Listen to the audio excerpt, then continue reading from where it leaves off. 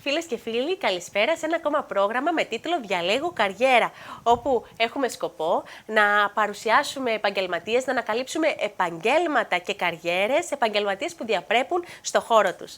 Ladies and gentlemen, good evening. In our educational program, through which we want to discover careers and professionals who thrive in their fields. Today we have the privilege to have in our company Dr. Nicholas Herodotou, who is palliative medicine consultant. Welcome in our program. You have an outstanding career in medicine. I know you through your lovely parents, who are two respectful and honorable people in Paralimni. Pater Philemon και η κυρία του, and they are very, very proud of you. And when they talk to me about you, I said that necessarily you have to participate in our program. Your specialty is very challenging. You are palliative medicine consultant. Λοιπόν, αυτή λοιπόν η ειδικότητα είναι μια πολύ ιδιαίτερη ειδικότητα, η οποία δεν υπάρχει στην Ελλάδα και στην Κύπρο. There is no specialty like this in Cyprus and in Greece. Can you talk to us about this specialty? No. So I'm what's called a palliative medicine consultant, and that is someone who works with people who have incurable conditions. So I work mostly with cancer patients who have the cancer has spread beyond cure. That means even if they have chemotherapy or radiotherapy, the cancer, unfortunately, will take their life. So I spend a lot of my time dealing with all the complexities of their cancer, such as pain, sickness. I advise in what is the right treatment to do and what is the wrong treatment to do. Because unfortunately, all of us will get some sort of illness. The most important thing that we must ensure patients have is dignity and quality to their life for when they deteriorate and die. So you help people who suffer from serious diseases? No, mostly cancer. Also I deal with a lot of non-cancer patients like end-stage heart disease, where the heart is failing and it's not getting better anymore, or severe lung disease, or dementias, or even patients who have nervous diseases that get worse and worse, such as motor neuron disease. And these are conditions where people lose their muscles and they become paralyzed. And unfortunately, they die from this condition. How difficult and how challenging is to deal with all these situations? No. I mean, unfortunately, we live in a society where people do not like to talk about death and suffering. I have the privilege of caring for these patients and the families, because what I want to do is to make sure they have dignity, that they know exactly what is going on, and that they can make their arrangements for when that time comes. Είναι όμως δύσκολο, it's difficult to tell to people the truth about their situation. I can understand that. How you can control your feelings? No. I think usually giving you an illustration will help you to, and the audience to understand just how delicate my job can be. So in the hospital in Luton and Dunstable, where I work as a consultant, I have a lot of consultants who ask me to see their patients, because sometimes they don't know what to do with them. So, for example, I had this young lady in her 20s who had 2 young children, and they diagnosed a very rare tumour in the back of her throat. And the cancer had already spread to her neck. And the oncologist was very over-optimistic and said, oh, maybe she has a couple of years. And when I saw her, I realised that this lady was deteriorating. And I had a very frank conversation with her and said, I think that her cancer lifespan is very short. And when I explained that to her, she began to make plans. She got married to her boyfriend, and she made plans for the children. And unfortunately, her cancer got much worse, like I told her it will get. And unfortunately, she died very young, a few months later. But her husband, whom she married only very recently, said to me afterwards, "Thank you for all that you did for my wife." Because you were very frank. I was very frank and truthful. And she could organize her life That's right. better. Yes. Even if it was, I can understand that it was so difficult for her to do, but that's right. If you have a little time. Yes. And also, you see, unfortunately, in places where there's no palliative care, such as Cyprus or Greece and many other countries, people cannot make plans for the end. I have a very good example. I had a Palestinian man who was only in his 40s, remarried, second marriage with children. He came into hospital, and when I looked at his scans, I said to him, "This is cancer." And he did not want to believe it. And, excuse me, he started to get much worse very quickly. And I said to this man very clearly, "You are dying." And he got very angry with me because he thought he was going to get chemotherapy and be treated. I said, "No." And I asked him one very important question. I said, "Is your wife on your mortgage?" And she wasn't. Because in Middle Eastern culture, the husband has the bank account, not the wife. Now, to the audience, maybe many people may think, what's wrong with that? I said to him with his wife there, his second wife, if you die without you having your wife to have access to your bank account, if you die, the banks will freeze the account, your wife will go bankrupt, and she will lose the house. And your wife and children will be homeless. Yes. Once I told him that, I said, you need to sort out your affairs very quickly because time is very short. Though he was very angry, his wife really made sure they did the will. We got a Muslim lawyer in, and thankfully, just before he died, he did it all.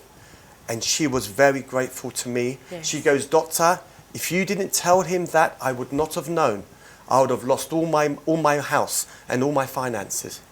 That's why we tell people the truth. Yeah, this is incredible and this is so nice. Είναι πραγματικά ένα λειτουργήμα αυτό που κάνετε, να βοηθάτε τους ανθρώπους να κανονίσουν τη ζωή τους και να βοηθήσουν και την οικογένειά τους, to help their family. Very important that we're truthful. Yes. Unfortunately, έχω φίλο who's from Athens, he finds it very difficult to tell people that they're dying. He gets me to talk to them in the hospital. He's a doctor. Anybody, he's from Athens. Yes. He's a fellow colleague, but he has never experienced palliative medicine. Yet in Athens, they don't have palliative medicine. When people are dying, they just put them in intensive care. Yeah, they don't know how to cope with all these situations. Now, also, what the family asks for, the doctors do. This is not ethical.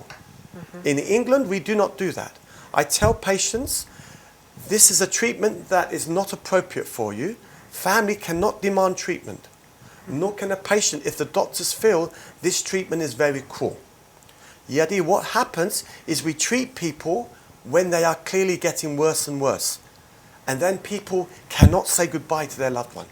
Because they've got drips, they've got antibiotics, they have masks on. People think, oh, maybe they're going to get better. But then they get worse and worse. And then afterwards, people feel very angry. They feel, I didn't say goodbye to my father or to my sister. I didn't tell them I loved them. Because they think they're going to get better. Because the doctors say, oh, we give them antibiotics, we give them drip, we do this scan. This is bad medicine. I know. Yes? Because it's in our nature to feel optimistic, but the truth is different. That's right. We have to be very frank in front of this situation, and you should be very strong with that. I understand that your education helped you in that. Yeah. I think so. Also, because I have a very strong Christian faith. You know, I'm a true Orthodox, and I believe in the Bible, in everything the Bible teaches me. For me, as a Christian, I want to honor God by loving patients as I would treat my mother and father. And I think if we can do that, we make a difference to our patients. I want to treat my patient as if that was my mum or my dad or my wife. And even my own wife is just being treated as I shared with you with breast cancer very recently. So I have that personal experience of seeing someone you love become very ill. I understand, and I would like to ask you how a person who suffers from this serious disease can improve the quality of his life. That's why I think we need to bring in palliative medicine in some of these countries where there is none.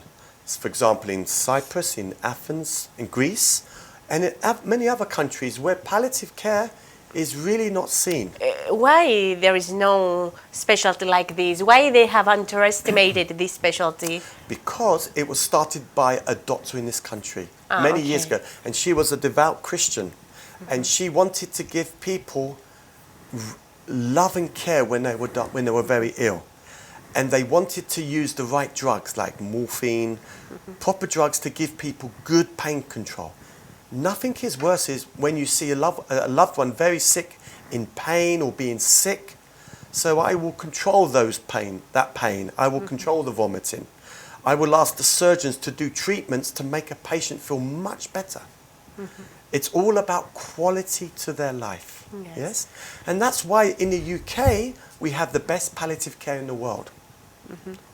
Because it started from here. It started here in the 1960s in St. Christopher's Hospice in London. I have read your CV. It's very interesting that you have started your studies when you were 21 years old, and you have written in your CV that until 21 years old you didn't have any qualification. That's right. I left school with really no exams. I was considered a reject. But Erasmus, he thought I was wasting my life. I should go maybe work in a restaurant or do something else. Yes. And I always wanted to be a doctor from a young age, but I felt I wasn't very clever. And unfortunately, I left school with no exams. And one day when I was 21, I said to my father, give me one more chance. I want to go to night school, do some more exams, then do my A-levels, and I want to become a doctor. And he says, Endaxi, last time, one more chance. And thank God for my parents. They sacrificed, they supported me. I went to night school, I went to college, I did my A-levels, I had to resit, and by a miracle I got into St. Andrews University in Scotland, where Prince William went. Yes. I went there for my first half of my medical training, and then I came to St. Bartholomew's Hospital in London when I finished the rest of my medical training and became a doctor. So you completed your studies in St. Andrews University? My first half I did in St. Andrews University, which is like all the theory of medicine, and then all the clinical, the hospital practice in St. Bartholomew's Hospital in London. And then I became a GP after that. Then I decided to do palliative medicine. And so I've been working as a consultant since 2009 in the Luton and Dunstable Hospital in Luton.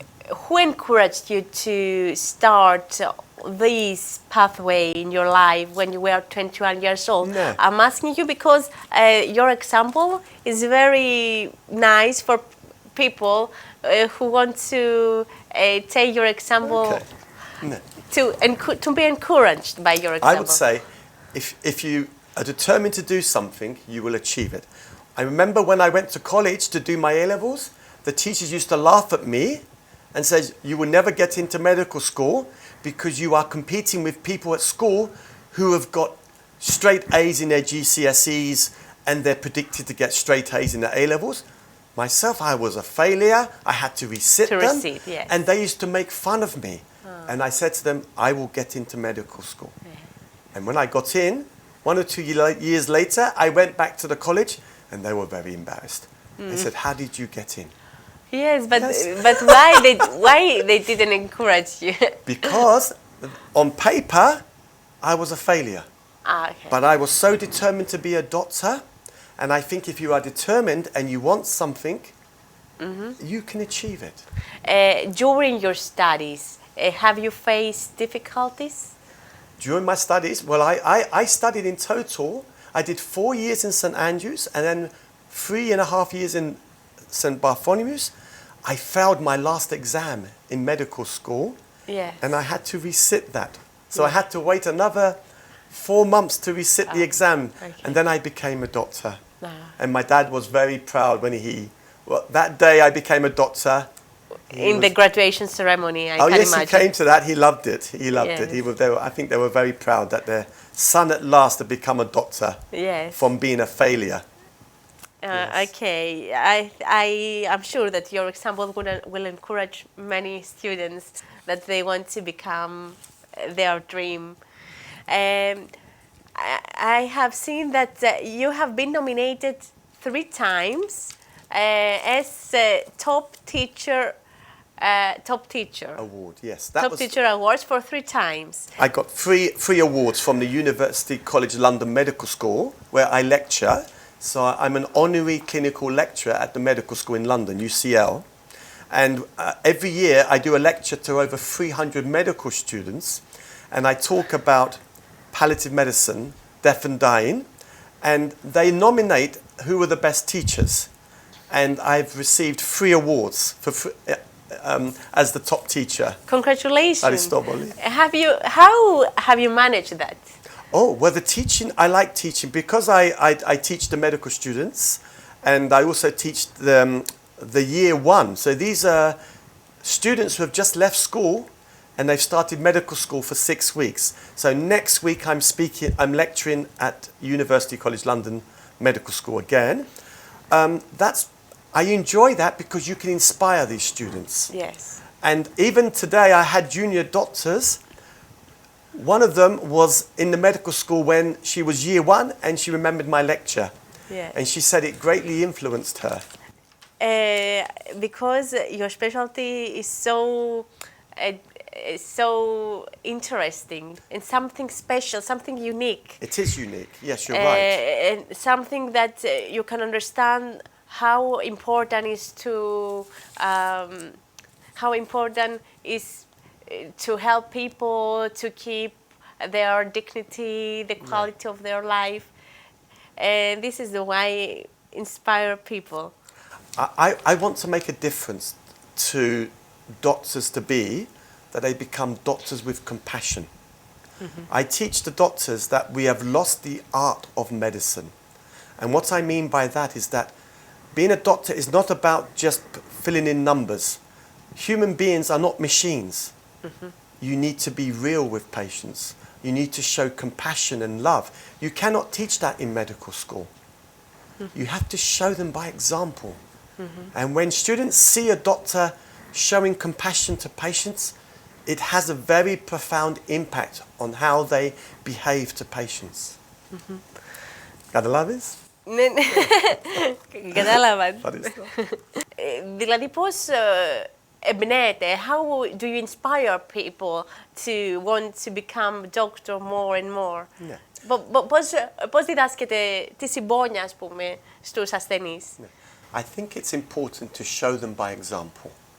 So when I have the medical students come to follow me and they see me with patients and they see how I speak to them, how I give them dignity and are truthful with them, that makes students want to become better doctors.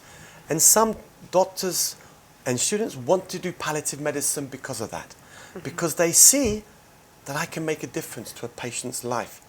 They want to make a difference. They are inspired. I think true leadership inspires people because they want to copy you. And if you do something good, they want to do that too. It's not how much brain you have. You need to also have humanity.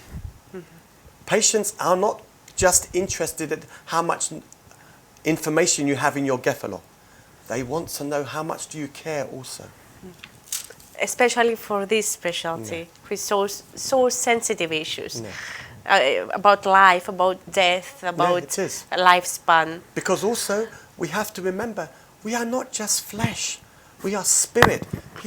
When people are suffering, it's not just physical, it's emotional, it's spiritual.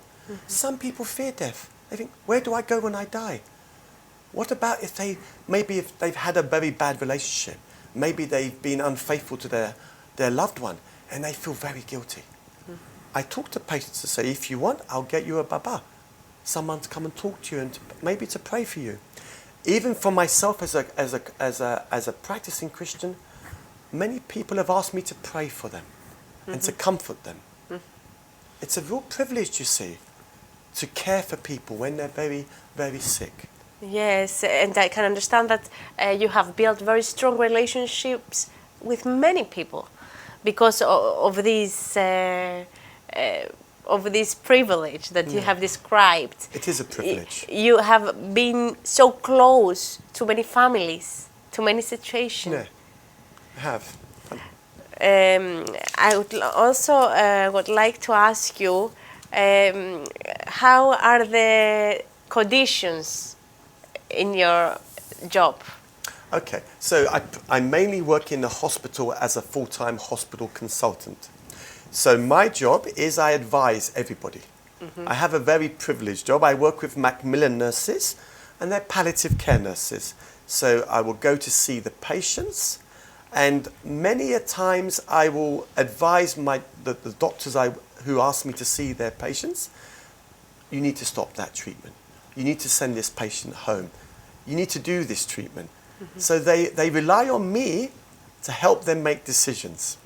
So it's a very rewarding job. There is a great need for more palliative medicine doctors. And I want here in UK. Yeah, still, yes, because people are living longer. So more people get cancer. Yes. Yes, because we live longer, we get more diseases. So we need more people to care about us. Yes. So it's not very competitive specialty. People who study medicine doesn't prefer this specialty. Before, many men doctors thought this was just for women because it's very compassionate. Okay. So they think maybe women should be doing this because it's women are more, they understand people more, they listen more. They're much better than men. But now, I think many men doctors are beginning to realize this is a wonderful speciality. You can make a difference to your patients. Also, a lot of women do it because it's a very nice speciality if you have a family. You don't have to work overnight on call in the hospital. You can be on call from home, and you can do part-time. Yes, so better conditions. It's very good for quality of life, for life-work balance. So you would advise young doctors to follow this pathway with palliative medicine? I think when they're qualified and they have to do postgraduate exams, and then if they something that they want to do, I have many junior doctors asking to come and join me for a day or a week. So I had 2 today who felt they enjoyed it so much because they learned so much in one day. And they want to come again in 2 weeks' time. I would say to them, maybe do a short-term attachment either in a hospice or in a hospital, and to see if it's something that you would like to do. Some people cannot cope with it because they feel they're always seeing very sick people. But for me, I find it a privilege to care for sick people because people become very real. Yes, and you help so much people. Yes. I would like to tell you that you are so friendly, you are so humble, but at the same time you have achieved so many achievements. This is compatible. How you have managed to be so humble? Well, I wouldn't quite say that. I think all that I have is by God's grace. You know, He has given us. He's given me a mind. I was grateful to my parents who sacrificed so much for me. So, you know, we are a product of our parents, aren't we? So we owe a lot to them. And I'm thankful to God. I have a very great wife who puts me in place. When I become too big-headed, she brings me down. It's good. And I have 4 children that I think I drive them mad. And they also keep me on my feet. So I don't think I'm so important. Yes, you have a lovely family. Thank you. Really. Dr. Nicholas, thank you so much that you came in our television program and you have given us so many information about this interesting specialty about palliative medicine. Thank you so much. Your parents, Pater Philimonas και η κυρία Σωτηρούλα, I'm sure that they are so proud. Να στείλουμε πολλούς χαιρετισμούς στον Πάτερ Φιλίμωνα και στην κυρία Σωτηρούλα. They should be so proud. Ευχαριστούμε πάρα πολύ. We wish you good luck. What are your plans now? Well, I will carry on doing palliative medicine. I'm also a qualified GP, and so I may go back to that and do maybe a little bit of GP occasionally. But I enjoy palliative medicine. I enjoy making a difference to my patients. And you have done a lecture in Cyprus? I've just done it recently for Lefkosia University for international doctors who are attached to Lefkosia University. I did an interactive PowerPoint, which they are going to then put on their online teaching for these doctors to help them with palliative medicine. And many of these doctors live in countries where there is no palliative medicine and they have limited drugs. So I had to make it very simple and as basic as I can for them to understand it, because in some countries they don't have morphine. Yes, so you have told us that these drugs are not very common in several countries. In some countries you cannot prescribe morphine. In Cyprus, for example, in Greece? In Cyprus you can prescribe morphine. In this country, for example, we use dimorphine. They don't use dimorphine in Europe or in Cyprus.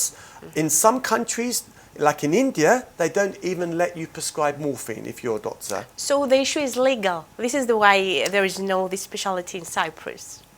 I think because there is a need for improving the health care of Cypriot people. There's a great need for better coordination of their health care. Because there's no general practitioners, this adds problem. There's no continuity of care.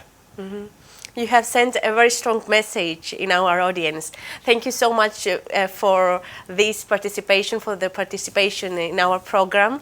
And we wish you best of luck with your career. Ευχαριστώ πολύ for having me. I've greatly appreciated it. Thank you so much.